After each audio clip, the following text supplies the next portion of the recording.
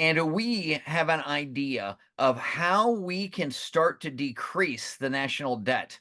That's right, not the deficit, not the amount we're spending, which is about $5 billion a day more than we bring in. That needs to go away immediately with this Congress and this budget in the next month or two, whenever they pass the budget bills. We need to get that gone right now and then start tackling the debt. And if we don't, if we continue to create more currency, if we just print more dollars, we are going to keep getting more and more inflation. So we have a lot of numbers, and we're going to break this down just like we do everything. So hopefully a fourth grader can understand at least the majority of it. Right, Ethan? Right. Tell me something, Devin. Where do you see your life going? Why do we need to get rid of this national debt?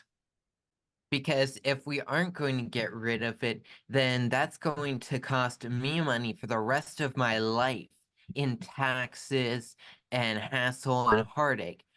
All of this money we're just borrowing it from the future. And while that might sound great for the people, they're like, oh, I'll be dead by the time you have to pay it, by the time we have to pay it. But what about your kids or your grandkids or even your great grandkids? How long are they going to be paying for this many times over? That is absolutely correct, Devin. You are going to have to not only pay back everything that we are taking for our gratification today, you are going to have to pay back with interest. And it's not going to be the people spending the money, it's going to be our children and grandchildren. Lila, do you know any parents out there that say, yeah, I want to get instant gratification and then we'll just stick my kids and grandkids with the bill? Heck with them. Let them pay for my happiness today. No, and in fact, most parents would do the opposite. We would give up anything for our kids so that they have a better life, they've got a better future. So I don't think this is what parents want at all. I just don't think most people are thinking of it in these terms. So Exactly. It's like go ahead, Ethan. I was gonna say, it's like what Mike Maloney says in his Hidden Secrets of Money videos. Them printing all this money and getting us into debt is just stealing prosperity from the future, just so you can spend it today. Let's not complain about what is happening. This is the why. And I do believe that if your why is big enough, you can accomplish anything. And when we get the voters to believe that they are spending, they have to see and really understand it. Most of them either don't understand, not because they can't, but because they don't want to. They stick their head in a hole like an ostrich and ignore it. They say, oh, well, it's not fair. Fair has nothing to do with it. What is right has nothing to do with it. There is a four-letter word that describes everything that is going on today, and that is math. You cannot change the math. I don't care how hard you try.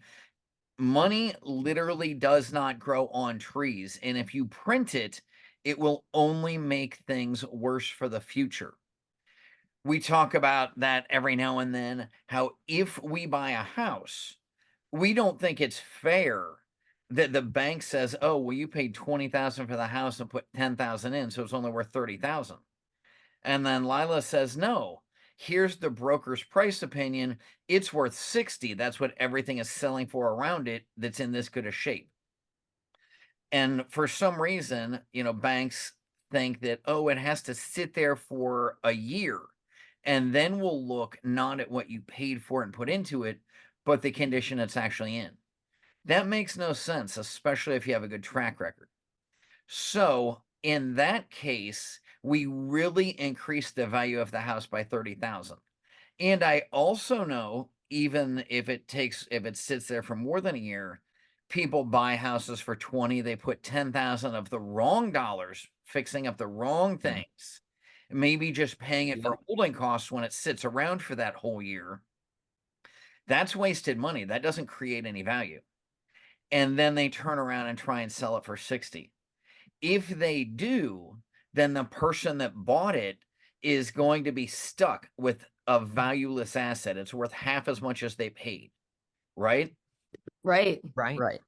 And if they don't, if they hold the finance, Well, if the buyer doesn't pay them, then they are back down that 30 grand. If somebody else holds it, they lose it. If the buyer paid cash, they lose it. But either way, it's wasted money. That is a lot what we're doing. And Ethan likes to talk about the broken window theory all the time. That is what we're doing. We're wasting our money in the government. We're printing dollar bills that aren't backed by any value. It is okay to increase the monetary supply, but only in relation to actually creating value. And while GDP has its issues, that is one measure of how much you can increase. If we have in GDP or the annual salary of the country, right? What we make in a year Mm. going up, then that would be different.